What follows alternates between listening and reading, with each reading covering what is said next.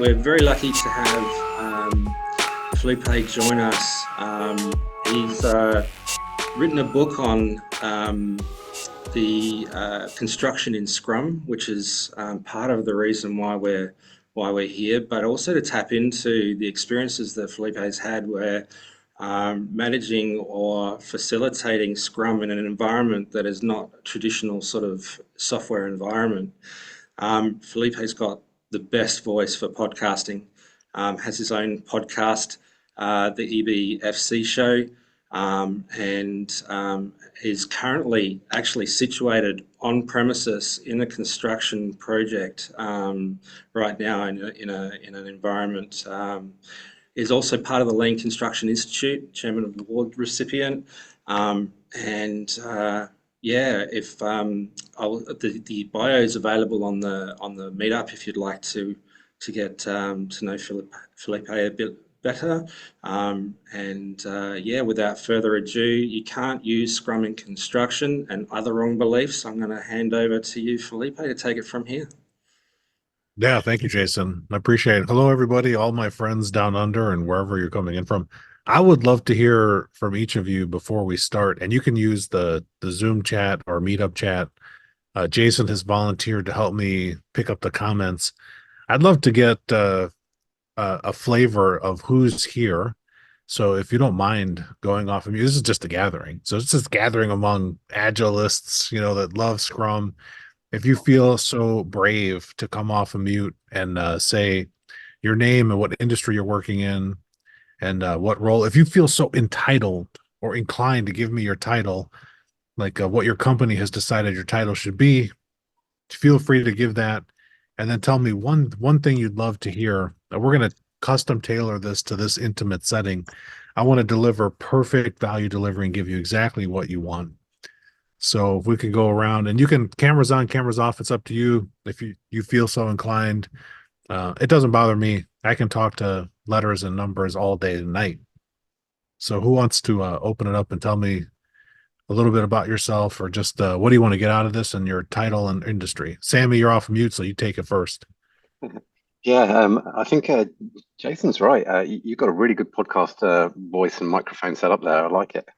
I might need to know what equipment you're using. This is just a MacBook Pro off the shelf. Oh, really? This voice is mine, Sammy. This is all me, baby. There's nothing modulating in between me.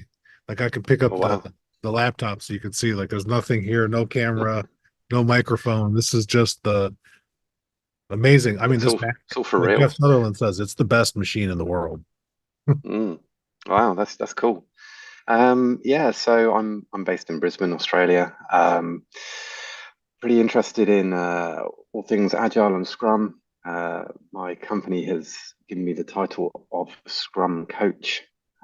So yeah, that may be a little bit of an insight as well. And what I'm hoping to get out of this is just hear how Scrum does work in like more infrastructure and everyday kind of roles. I've tried to use Scrum and Agile in an infrastructure environment of networking and sort of got quite a bit of resistance. So very interested. Sammy, and you said what industry are you in, Sammy?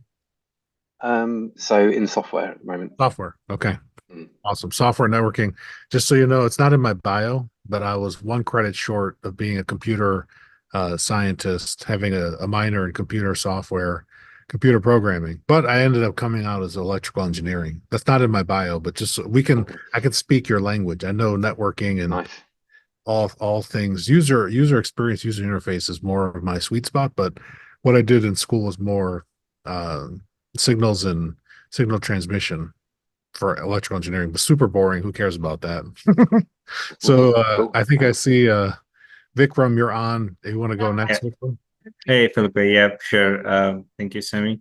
So Vikram here. I'm in Melbourne, Australia. My company gave me the title of manager agile coach. Before that, I was senior scrum master. So various organizations, various titles, various roles, but the responsibility and underlying work had been the same. So I had been into banking industry, I'd been into finance, I'd been to healthcare. The latest stint was with retail, and everything into IT. So that's what I've been doing. And I have personally used Scrum outside IT. That's for my personal development and improvement. And Yeah. it had reaped me rewards. One biggest takeaway was that I became a good reader. I'm reading books frequently, so that was one key takeaway for me. And what I wanted to learn is, yeah, I had been wondering how Scrum would be applicable in construction for a very long time. And off late, I've been seeing a lot of construction projects also coming up. So maybe I can use your knowledge uh, to correlate and see how we can take it forward. Awesome. Thank you, Vikram. And then I'm going to Thank go you. to the chat. Jason, you'll be on deck because I want to hear what Jason wants to learn too. But Amanda in the chat, we were chatting before the chat. She's a project program, change management, IT service industry. That's awesome. Amanda, don't forget to tell me one thing you want to learn. So in the chat, if you could drop that back in or come off the mute, would be awesome. And then we've got Ivan said, Scrum Master Delivery Manager IT company. Want to hear more about a real case of Scrum implementation outside of software development? Ivan, I'm going to give you case studies in spades. So even one hot off the presses, you'll get that. And then we've got Amanda wants to learn how to be as charismatic as Felipe. I'll give you. So here's my first nugget: how to do it. Number one, just open your heart and start everything. I've got this respect for people, continuous improvement sewn onto my shirt, so you can see that. Yeah. This is a custom made, one of 24 in the world shirts that I had made. And the way that I do that charisma is heart wide open. My default is always heart open so that I can receive more love than I can give away. That's the key to being charismatic. Shh, don't tell anybody. Jason, what do you want to get out of this, Jason? What industry are you in for the people that might not know you? Yeah, absolutely. So I'm the founder of Scrumcraft, and I'm an agile coach and trainer. Currently, I'm working with a client while still delivering some training sessions in the evening, but working with a client in manufacturing. So I'm working with hardware as well. So I've got a really strong passion for non-software and the applications of Scrum in those environments. And I guess if I wanted to, when I think about the reasons why I was really keen on getting your perspective and your expertise from a construction point of view, is that synergies with hardware delivery. You know, that's this concept that, you know, it's really hard to take big things and make them smaller and deliver them in sprints. You know, how do you organize people around sprints? How do you work through changing of mindsets so that people can see the value of what you're trying to promote and trying to promote that open heart and that openness and respect and courage that we kind of expect from Scrum teams in an environment that is perhaps maybe not used to iterating. Yeah, 100%, 100% true. That's you just described construction, an environment not used to iterating. And I'll even say I've worked with a lot of engineers, architects, designers, and even specialty designers, in addition to boots on the ground people that build, you know, stuff that people are eventually going to use, like hospitals, schools, airports, roadway infrastructure, all kinds of construction projects. And a lot of people speak the language of iteration in design, but it's when you look at how their processes actually work, there's no iteration. It's big batch, tons of rework, tons of burning people out, tons of wasting people's time. This is very sad, and they just don't know. So I'll give everybody, and I see we got Nick T and Climb Chunks. You don't have your cameras on, so if you don't want to share or turn your camera on, it's totally fine with me. I'm no judgment here, heart wide open still. Just let me know in the chat or come off of mute something you want to learn and tell me what industry you're in. Would be awesome. Okay, we got Climb Chunks. This is a really cool name too. I Yeah, promise. it's not my name, it's my surname. So it's really hard to track all the Zooms to set up correctly. So my name is Alexei, and I'm product owner with ACCC, which is a government agency in Australia. And I've been within cybersecurity the majority of my career, and with banking, fintech, and travel recently. And I'm interested to learn how to resolve one of the most puzzling paradox for me personally, how you can marry Scrum or iterations or continuous improvements with hard deadlines, which I Yeah. believe very common in construction. Super common. Alexi, you're in for a treat. And if I forget that you're Alexi, just remind me because I might forget. So Okay, I yeah, will change my. yeah, you don't have to change your name. No, make me work, Alexi. Make me work. I'm here to serve all of you. Okay. So everybody that shared, if any point during this time that I'm going to be talking and sharing some examples and stories, if you feel like, oh, I've got something, Felipe needs to, can you go here? Just come off of mute, ask the question, or let me know in chat. Nick said he's managing data and analytics. Scrum teams has an interest in pushing the boundaries with Scrum. I like that.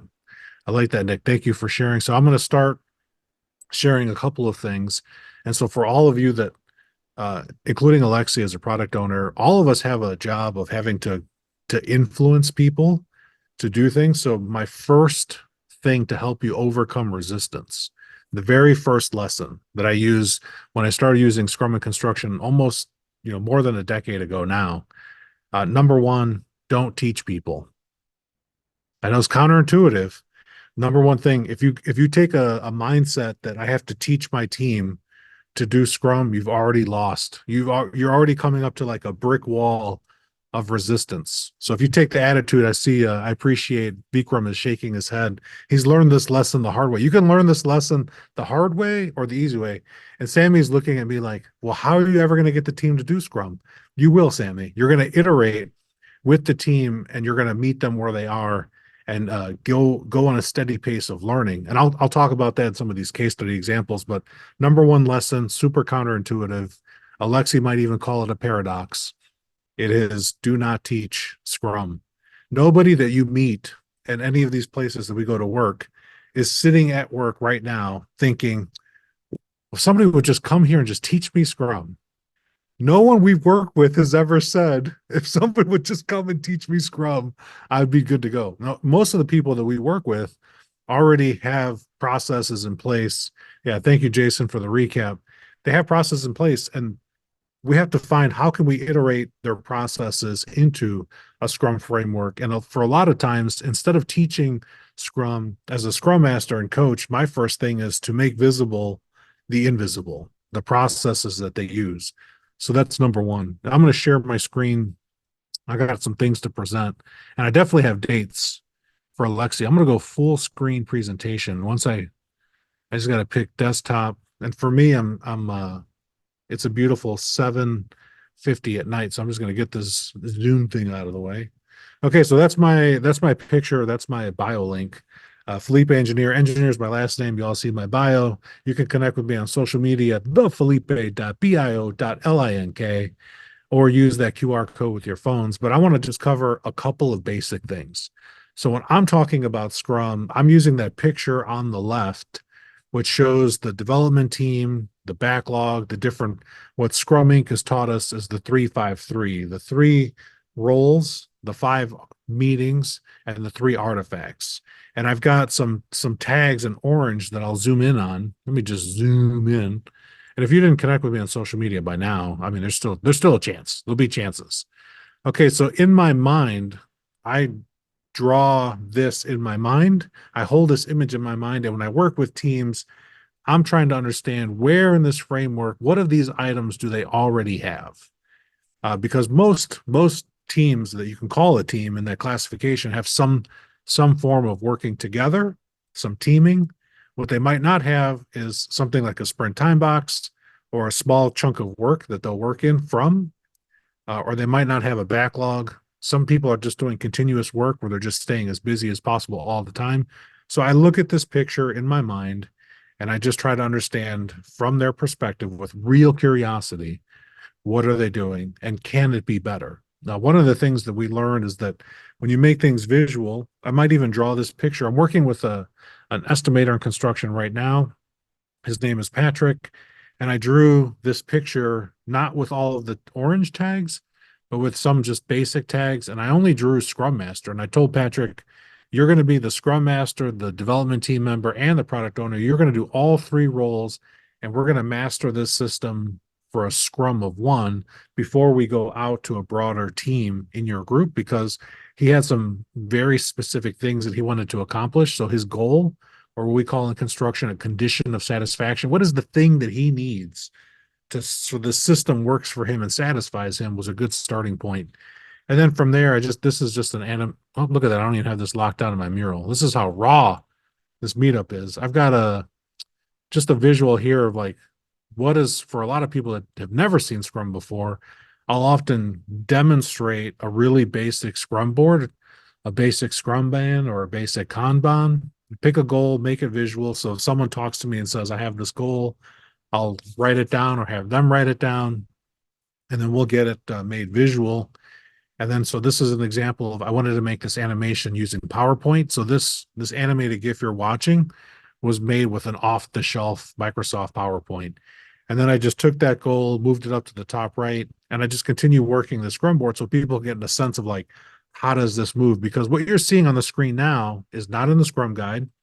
It's I haven't seen it in any blogs, and a lot of people don't talk about what this thing that most of us that are practitioners just take for granted. So for people that have no experience, I've got that animation plus my book, plus I have a free, no obligation master construction Scrum in 30 minutes or less, which is right there. And I'll show you where that is in a second. But right now we're focusing on just the framework. So most of us that are on this call are a Scrum Master. We have the one product owner, Alexi. So I'm going to jump over the Scrum definition. I'm going to go right to some why people in construction might care. So I will often talk to people, and I work with a lot of people on project teams that are in trouble or behind schedule or over budget, and they might not be aware of these facts. In our industry, in construction, there's been a lot of research done on productivity and like how good we are and not good we are. 3 out of 4 projects below $1 billion US. So this is like anywhere from like 2 million all the way up to under $1 billion. So 900 and something $1 million projects, which could be as short as a summer all the way to like a decade, right? 10 years long. So they're talking about projects of that size, significantly sized jobs. They have like only a 25% success rate. 75% are late for at least 40% of the total time or more. 3 out of 4 are delivered over budget, and 90% of those projects in the study have cost overruns that are in excess of 30% or more. And when research was done in the early 2000s and with owners in a portfolio of projects, about 300 different projects were in this portfolio set, and they found that 8 out of 10 owners said better collaboration with contractors is needed. And they found that 50% of project-related rework or defects was caused by what we call punch list items, or things that the contractor has to go back and fix after an area is done. So this is like fixing a bug. Same type of concept in software. You call just fixing bugs, fixing bad code that doesn't pass tests, or this just doesn't do the intended function. In construction, are the same thing. Like if I have a door in the wrong place, that's a punch list item example. Or if I paint the wall the wrong color, that's also a punch list. So punch list is our bugs for us. And they found the sources to be poor communication. And then 10% of time increases in project schedules are caused by rework. So this rework has a snowball effect, a cascading effect, and there are my sources. But the good news is I tell people there's good news.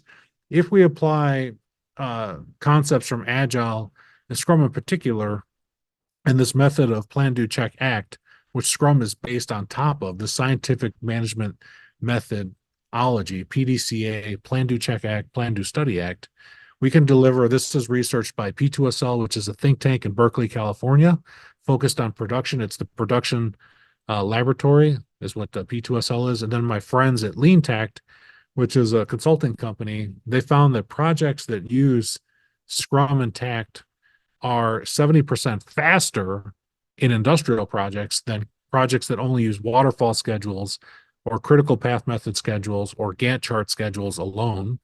And in residential multifamily projects, 50% faster.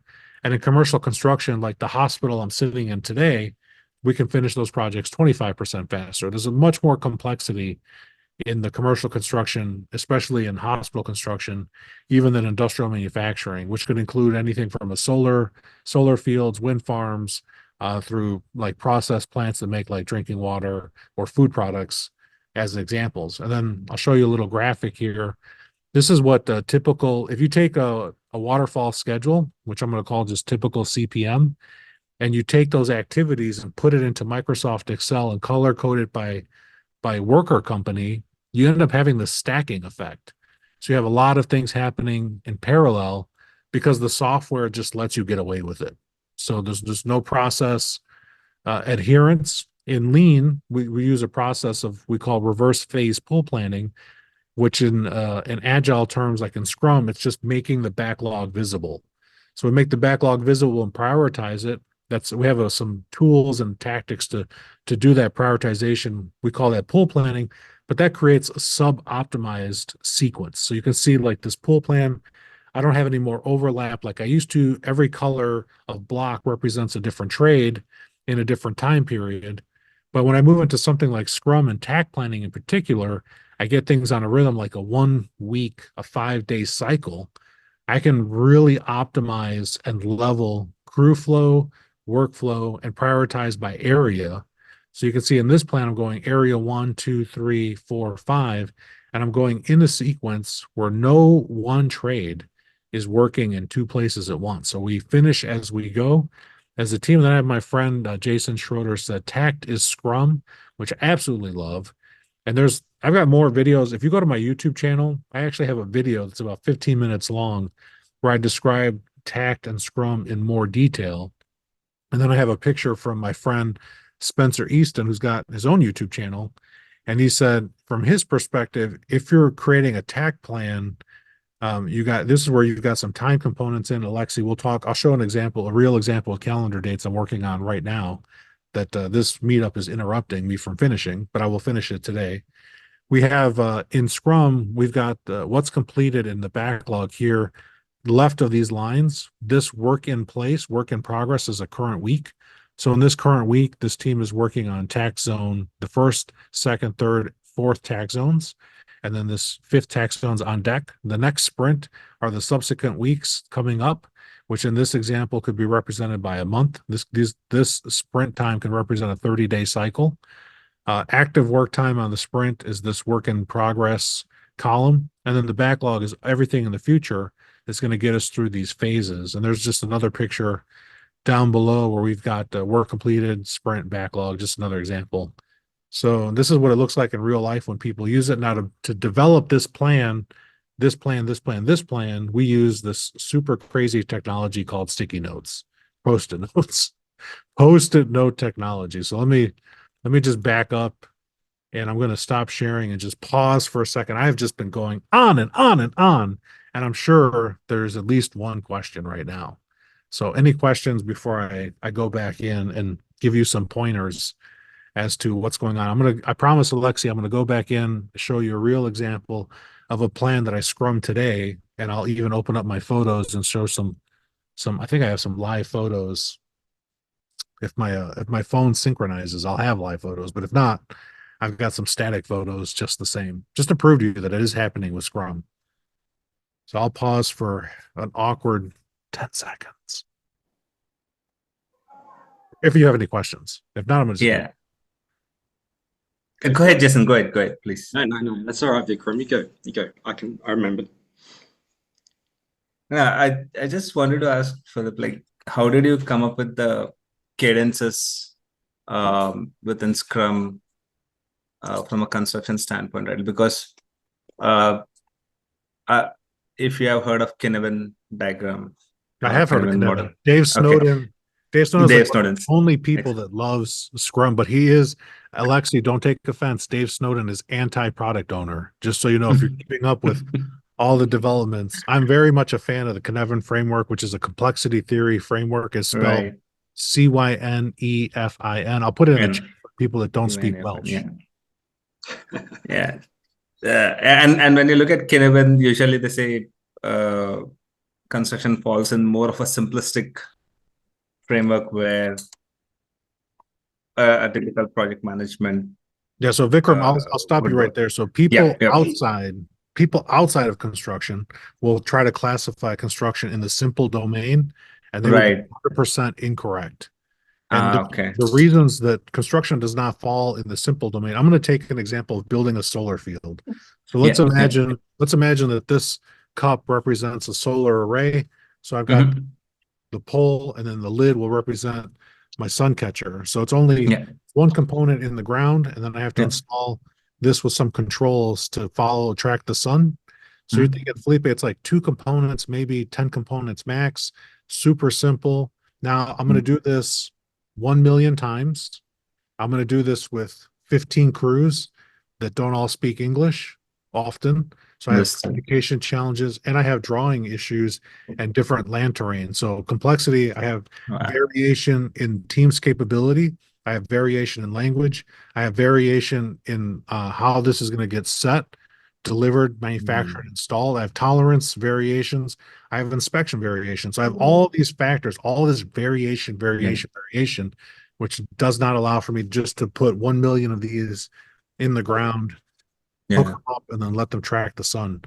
So you have to yeah, deal with that variation. And that's where construction, even something simple as like a 6-step process for a solar array, yeah, still has to it falls into complexity, it falls into the complex domain due to the number of people, communication channels, the terrain, and all that other variation that I mentioned, just as some yeah, examples. And yeah, so yeah. I have yet to find, I've been in construction for about 30 years. I know you can't tell from my beautiful hair, but 30 years of construction, I have yet to find one example that would classify in the simple domain. And so you can do a test for Understood. simplicity if application of best practices solves the problem, or something like a checklist solves Yeah, the problem of how to organize the work. That's yeah, a test to know you're in simple domain. If a yeah. checklist will not, or best practice application does not, then you're outside of simple and you're in a complicated Complex, or complicated. Yeah, complex. Yeah, yeah. it goes simple, complicated, complex, and then Complex and chaos. Yeah. yeah. So Thank that you. was a Thank super you. good question. You're welcome. Yeah. Thank you. Yes. That definitely gives me a wide, like I said, perspective, right? So thank you for that. Yeah, you're welcome. And keep asking questions anytime. So any other Yeah. questions? Jason, you said you had a question too. You want to forget? Yeah. So when you were demonstrating the tack time, something popped into my mind, which was that you might have identified a sprint duration, but you were tracking work in progress as a thin slice of that sprint duration. I just wanted to know if you could elaborate on that a little bit. Like, why have you got that, and is that truly a point in time check of what is actually in progress as part of a sprint system? Yeah. So if we take, picture's worth 1,000 words. Let me share my screen again. I'll share my desktop and some photos. So this is real pictures from today. I just want to show everybody, like, even how I organize this meeting. This is my scrum for the meeting. So this is a very small 3-hour sprint. And if you look at this, you track me backwards. We did an icebreaker. We ate lunch first, and then we did an icebreaker. So the first thing with this team, I said, let's eat. Then we did an icebreaker on trust, and then we worked through creating a tack plan, which I think I have a picture of. So here's a picture. Here's a picture. This is a footprint of a hospital. This area up here represents about 55,000 square feet of hospital area. And the reason that these pictures are stacked, this is basement on top, this is level 9 below. The team said we have the resources, capability, and skills and cross functionality that we can do 2 floors of design simultaneously. And I challenged the team and I said, prove me that you can actually do that, not like a jerk, but in a good way. so we can validate that we had um, no dependencies that would stop us from working this in parallel. So for this team, we're doing two areas at a time, 2 floors at a time. And the design team, you can see some tags here. It says design ABC. These are broken into ABCD. This is ABC. So we've got some production areas, and we've agreed on a sequence. We're actually going to follow ABC. We're going to go clockwise.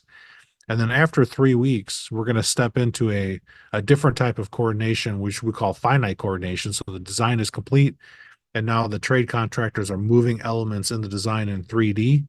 So so far it's a ton of software. This is like all happening in software. But then after that, we submit a permit set to the state of California. There's a group we submit to, and then that set that comes back is buildable, so we can go just build it, and we'll create a new sequence, a new Takt plan sequence for that construction phase. So this is a real life example from this team. Now I'll zoom in. I think this zoom in a little more. So this is like to give you a sense of the building. This is a elevation of the building. You can see it's a very gorgeous building. It looks like the number 7. It's like a long line here and a long skinny narrow here. And this is because of some site geography. This happens to be a hospital. You can tell that it's 17 stories tall. This is a slice through the 17 stories. But I want to put that picture away and show you the Takt plan. So I'm going to just open up. This is like, I'm doing this right now. This is the actual plus delta from the meeting. But I'm going to zoom way back on this picture. And this plan is in progress. It's still being tested by the team. We're testing. So I'm going to zoom back, zoom back, zoom back. So here you can see 2024 is this entire, everything in this view left of this line is 2024. It's 12 months of work. And then to the right, 2025 is another 12 months. And this plan goes all the way to 2030. So this project has construction activities that'll go all the way until 2030. And we're going to populate this in iterations and small batches.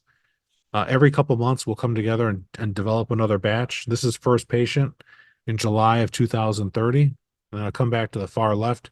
You can see we have an entire 17-floor sequence. My backlog, this entire sequence of what you see is my backlog with the team. And then you can see in parallel visually, you say like, oh, Felipe, look at this. I'm going to click this. Column AR is this lower basement and the 9th floor simultaneously. This is all my design work team in parallel. And then I have more teams. This is why you have more activities here in weeks 10 through 18, going after the same parallel work in different streams. And this basement's broken into 4 areas. I'll zoom in so you can see just a sense. But for Alexi, look at this. We've got dates. Scrum with dates, Alexi. It's possible. So the team has agreed to work in 1-week cycles. And then this is a legend of what the work is going to be on the left.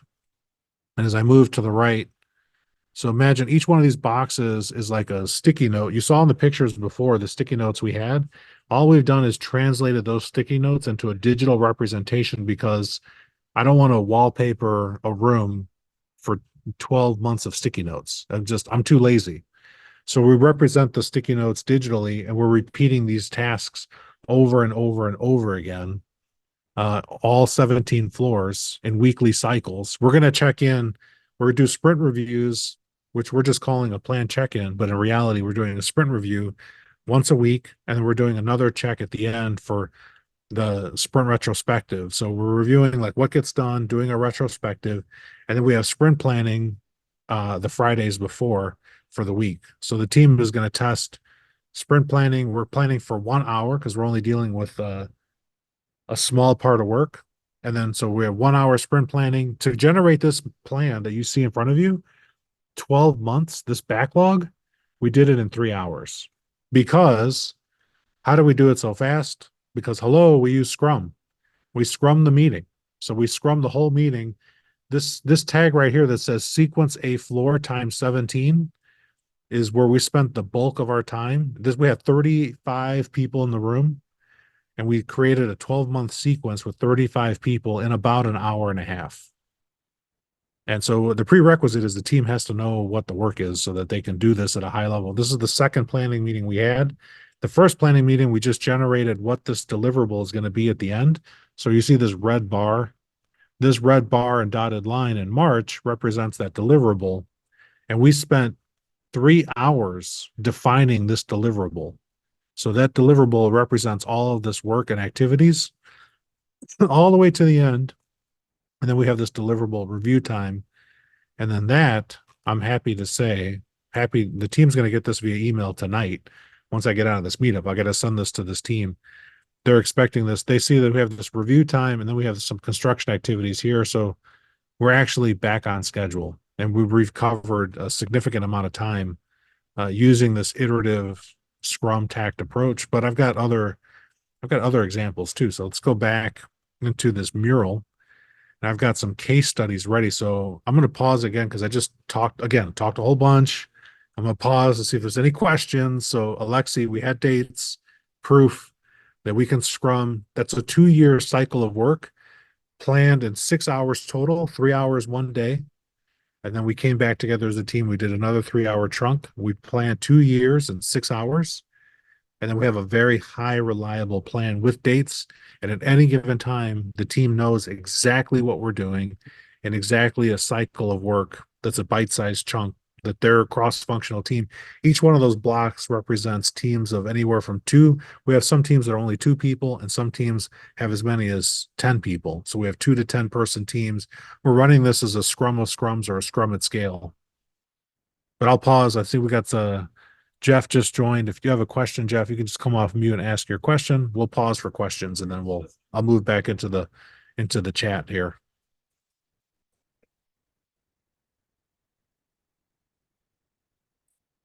So the question here is how confident the teams in estimation of their work pieces, and it's always I would call it the guesstimate in a way, at least in the software, because there are so many unknowns and complexities which you can predict ahead. So that's why the significant variation and rollover can be happening between the sprints. So that's the question: how confident and how estimates can be done in such a long timeline. Yeah. So the confidence is, you can never say 100% because we'd be lying. So we have at least a 95% confidence window. And the way we did that is we took 3 hours to define what that final thing is. So we asked the team, like, at the end of this year, what are you physically going to have in your hand? And we spent 3 hours defining that. So we got crystal clear on what the goal is for that sprint. And we created like literally 18 minutes of dialogue that we captured to define what that is. And we made that available to the team. We physically had it printed out in today's meeting and said, in case you missed the last meeting, here's the 18 minutes of dialogue that defines this goal. Feel free to reference it. There's also a spreadsheet that has some descriptions. So the team is crystallized in their mind what we're going to have in our hands in 12 months. That was no question. The other thing to answer your question about how confident they are, we took a floor, and this team has designed hospitals many times before. It's not their first hospital. And we said, for the team, we went to the smallest team, the team of 2 people. And I said, and I'll show you the picture. Let me go back to my screen share. So we said to the team, if we're doing, for example, I'll just go to this one floor that's got all this red on it. I'm going to zoom way into this floor here. So here we go, zooming in. I can move a little faster, Alexi, for you. So I said, we've got this clinical lab space as an example. So this space, if you zoom way in, you'll see we've got clinical labs. I said, can your team of 2 at a sustainable pace of work, given all the meetings you have in a current week, finish designing this area in this outlined purple box in 5 days? And they said, we can do it in 3 days. And I said, great. So you can easily do it. And does that account for your meetings? Does that account for dependencies? And we talked through what those items were. And that was the 2-person team. Then we did the same conversation with a 4-person team and a 10-person team. We said, now in this sequence that we're laying out, because Scrum is iterative, we said, okay, that 2-person team is actually represented in this box number 6. So there are teams working in week 1 through week 5, and then that 2-person team starts in box 6. They have a handoff, and they'll hand it off to this next team in box 7. And then this pattern repeats, on the ninth floor as well. And so we said for the 2-person team, I was very concerned, can you be on the basement and the ninth floor with 2 people at the same time? They said, yes, actually, on the ninth floor, we only have 1 day of work. On the basement, we have about 3 days of work. So it's still less than 5 days. I said, perfect. You get all 5 days in this cycle. Nothing else will happen in this time. So if I put a line on this team of 2, and I'm going to scroll down, you can see basement, ninth floor. Let's keep scrolling down. They're not doing anything here. They're free to do other work. Now they're later, so I'm going to highlight their next area. Here's the next time that team of 2 shows up. So they're free, 2 floors at a time. Again here, 2 floors at a time. Again here, 2 floors at a time. So they're never in more than 2 floors at any single time. So their confidence is about as close to 100% as you could get. That's a super good question. Any other questions before we continue babbling in this meetup? Just to add, Philip, so during estimation, it's the experience of the 2 people that got counted. Yeah, no, in Scrum, everyone says don't estimate in time because it's the least accurate. And so what we did instead was we took a picture of work, and we were very clear on defining what the work is. And we said, you've done this floor before. You've done a floor just like this before. So think about the last couple jobs you've done. Can you cycle through this floor, this area in 5 days? And I said, I don't care if it's 2 days. And I do care if it's 6 days, because then if it's 6 days, I need to put you into another week. But can you do this area 5 days or less? And as long as they can say yes with confidence, then we mark that as a work package. We mark that as a Scrum ticket. And we say that's a ticket that we can go to the bank with. And that estimation is 5 hours. So for the 2-person team, it's 80 hours of work because it's 2 people for 8 hours a day over 5 days. That math works out to 80 hours. It's 40 times 2. For the 10-person team, it's more. The 10-person team needs still an entire week because their work is more complicated, more intricate. So they're a bigger team. They're still taking 5 days, but by hours, it's way more hours for the 10-person team. So we leveled all the work to a 5-day iteration. So I've forced everybody to estimate to 5 days. Awesome. Yeah, and if you're working on smaller projects, you could go to like 1-day cycles, if you wanted to. But 5-day cycles is, I'd say for any project that's going to be more than 3 months, 3 months total or longer, a 5-day cycle is very easy to hit. And in construction, you'll read, if anyone picks up my book, Construction Scrum, there's some case study examples, and I'll show some more case studies. That's where I'm going to go next, is some case studies from my blog. The typical cycle time in construction is 30 days. It's a month, a calendar month. And in the Scrum guide, a calendar month is still Scrum, baby. Yeah. So the 30-day cycle is super common. Yeah. And just an FYI, I just bought a book on Kindle. Oh, sweet. Yeah. So check that out. And if anybody doesn't want to pay for my book, just DM me and I'll even get you a free book. So I love Scrum so much. We give these things away. And if you go to constructionscrum.com, you can download my favorite chapters of the book for free. But Vikram, I appreciate you helping me with my Kindle goals. That's also, I have a sprint running for the book goals. But I'm gonna go back into this presentation and show you a couple of things that you might not know. So here's some case studies. I'm gonna get specific, and once the Zoom window gets out of the way and I can see my nav bar here. If you go to the ebfcshow.com, it's the easier, better for construction show.com. That's my podcast. I've got a blog. If you click on the blog, again, I got to move this window out of the way. The current blog that's published right now is called Navigating Chaos, How Scrum Can Streamline Construction Projects Amid Schedule Constraints. So this is some AI artwork.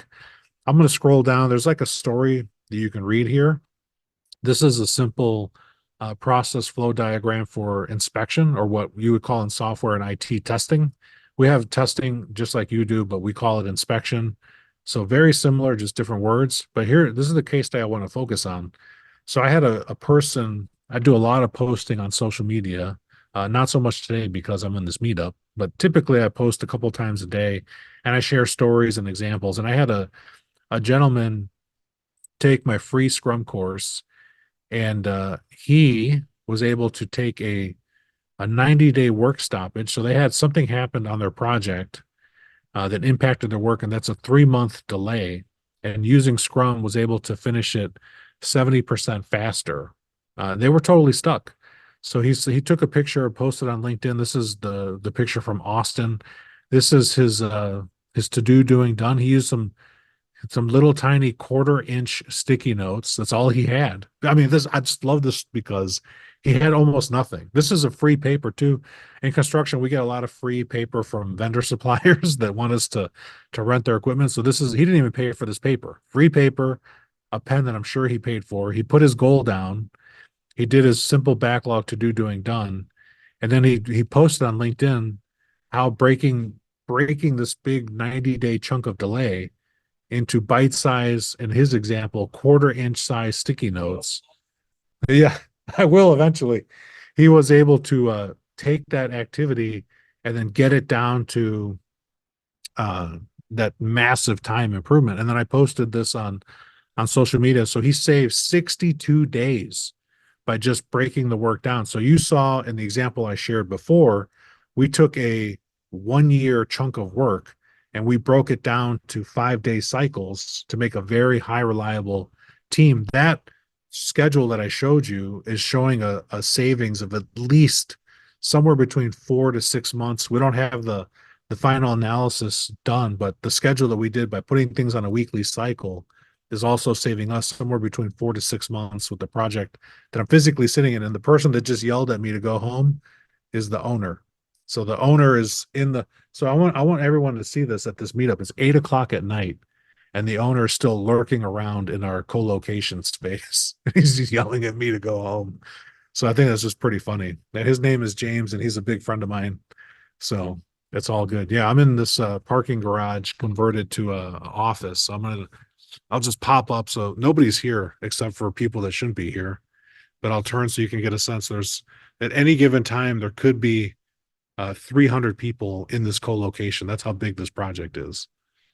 300 people working on it. At one point was a 10-year project, but we're in the final 6 years now.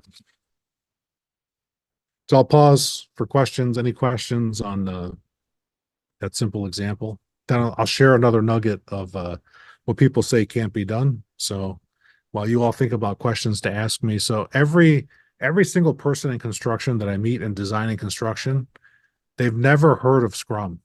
Like the awareness of what Scrum is, it's about zero. So nobody knows what it is. So typically we'll work and we'll show people, we'll find a problem that they want to overcome. And then we take that, see you later, James. We take that problem, hasta mañana, and then we break it down. And then we go from, we show them like how to break it down. And people ask me like, well, how did you know to do this? Like, how did you know to do that? And so I say like, it's a framework. It's called Scrum. And if you want to know more after they get a win. So I help somebody get a win first, WIN, a win. And then after that, I use my lean technique of pulling from the customer. If they want to, I pull from them. Do you want to learn more? And then at that point, I teach. Then I teach them more. But if they say, no, I'm good, I'm solved, then I just walk away and I move on to someone else. But using that method, I can overcome resistance because I create an environment where I meet people exactly where they are with no judgment. Because they have a job, they're doing, by all accounts, they're doing it well. Sub-optimized. I always tell people, like, if you know me, you follow me on social media, everybody's working sub-optimized, me included. So I'm constantly iterating on my own cycles as well. And then I use that method of helping people with a win and then pooling to get into an environment where we can coach, we can teach, and then we can go further. So like on this project, I spent, and I posted this on LinkedIn, this is public knowledge. I spent 6 days working with individual people on a team. I had to talk to about 30 people individually to get to the point where we could have a 3-hour meeting.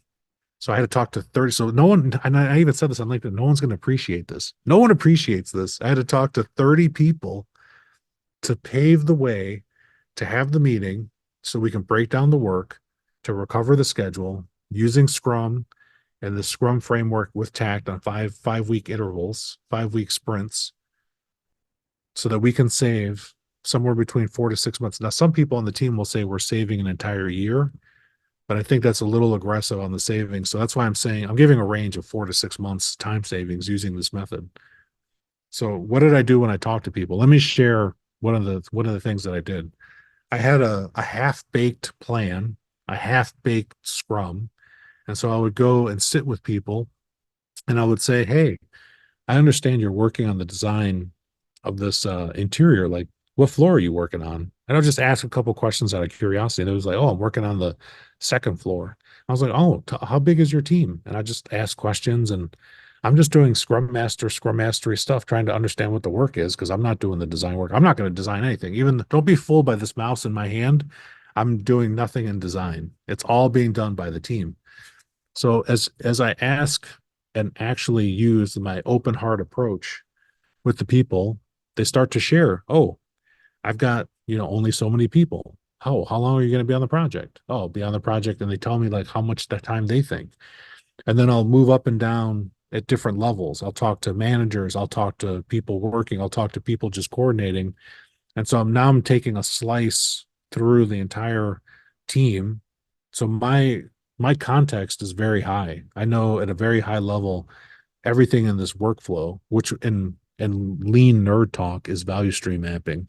All I'm doing is gathering a mental picture of a value stream map in my mind that I don't show anybody, because nobody gives a crap about value stream maps outside of people that write books about value stream mapping or consultants. And I'm a consultant too, so I'm in the same boat with many of you. But nobody ever rings. My phone never rings and says, "Hello, is this Felipe? Can we value stream map?" That phone call has never happened to date. But I'm doing value stream mapping to make visible first what's happening, and then I share with the team. So after doing all that work of talking to the people, I created a very rudimentary Scrum plan with what the backlog items were, and it was wrong on purpose. And I got to say, the architect was very happy to tell me how stupid my work of their breakdown of what their work was. They're like, you have no idea what their work is. And so I'm going to tell you, everybody, here's another key to dealing with resistance. Don't show up like you know exactly what their work is. Instead, I showed up with partial information. Now, did I know exactly what her team's work steps were? Yes, I did. But did I show what all those steps were? No, I did not. Now, why not? Because I need that person to be on my team. So I came and I said, I think I'm wrong. I started off with saying, I think I'm wrong. I think these 4 steps are wrong. Can you help me fix this? So I opened my hand and I said, can you help me fix this? You know what her answer was? Oh, of course I'll help you, because you're so wrong. Like, I'm right. So I gave the person a chance to be right, to correct me. I'm just a dumb general contractor. And then from there, we were able to start collaborating on what those work steps were. So I removed a lot of the resistance by being incomplete with information and opening my hand and asking questions. So I'm going to pause again, because there might be questions now. And then Jason, you're going to have to help me manage my time, because I'll never stop talking. I forgot that I'm actually facilitating too, because I'm just enjoying the conversation. Any questions from anybody else? I do have a question, but I'm going to hold that one till a bit later so I don't go off context. Yeah. If there's no other questions, I was Right. just I just have a question. Yeah. Oh, good. Go ahead. Pico. Yeah, sorry, Jason. I was just waiting to see if anyone else has a question. But I was just thinking, what kind of metrics, KPIs you use from a Scrum standpoint? Was it the regular velocity burn down, burn up charts, or you still stuck with the Takt planning chart that you prepared and then you identify metrics out of them? Yeah. So with the tech plan, so a lot of the KPIs that people use, and this project team is a big cross-functional team. So it's got design and contractors mixed together in the same 4 walls. And so they already have some KPIs that if I walked this computer like 30 feet away, you would see some schedule information and some cost information. It's posted in the team, so the whole team can see it. And what we're tracking mostly time and money. And I always tell people, like, that's the same metric, because if you have people, you're spending their time, you're burning money to some degree. time is an illusion, everybody. I just want everyone to know, like, time is an illusion. It's a third dimensional living existence. We can talk about the philosophy of that illusion later, but I'll just give you an example of like how time is not real. It's not linear as you perceive it. So there's times where you're in flow and you don't even notice the time is passing. And there's other times you're like, man, will this ever end? And like time seems to slow down. So the perception of time is not linear. It's always in flux. It can feel fast, it can feel short.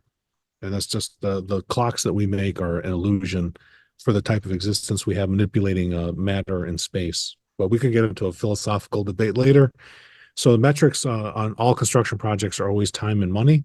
So we relate the KPIs back to time and money. So for this team and the plan we made, having this really reliable plan, they can now forecast their hours they're going to spend because that's how they get paid. They actually get paid by hours. They don't, I know you would think like they would get paid by drawings that they make, but they don't. They get paid by hours. Now, when it switches to construction, we get paid by work in place. So in the construction phase, the KPIs change and it goes from paying for time to paying for physical things that people can go touch, feel, and experience. The artifacts become much more real when we flip into the construction phase. And so we'll still track time, but we'll start to walk.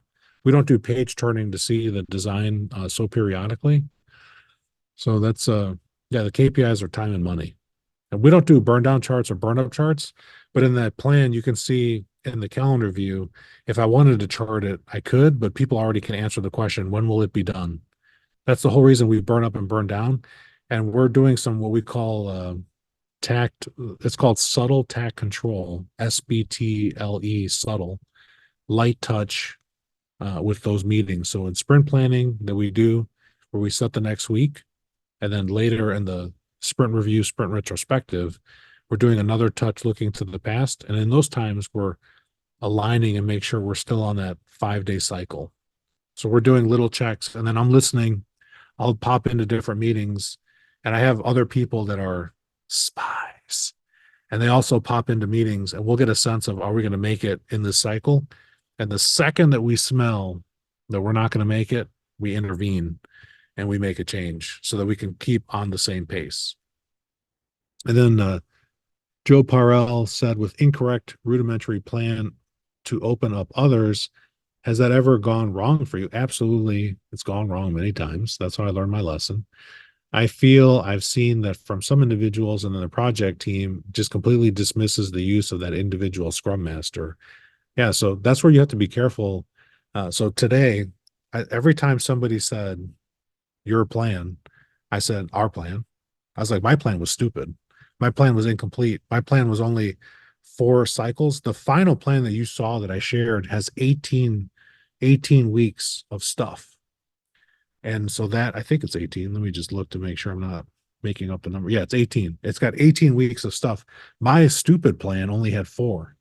But I told the team, because I've done this before, that if I elongate if I go from 5 weeks to 18 weeks, it doesn't, because of how we're cycling, it doesn't actually make the entire project 18 weeks longer for every single phase. It only adds like a cumulative 6 or 8 weeks at the end. That's the beauty of iterating on these cycles when you start to play into this way. So that's just money. Money. Jason, you got a question? I'll answer that Scrum Master dismissal, and I'll piggyback Jason's question onto that. So I'll come back to that. Go ahead, Jason. No, I was actually just playing the Scrum Master role and suggesting that we might be coming towards the end of the time box. If there was anything else that we wanted to sort of wrap up with, it would be good to look at that. Yeah, so I want to just tell everybody, like, when I came to this team, I had to sell my way onto the project. I wasn't just received with open arms. And even though I have a reputation in the industry, like, I can't go anywhere on project teams and typically not have 1 or 2 people know who I am or recognize me. Even with all that, I still had to make my way and build trust with this team.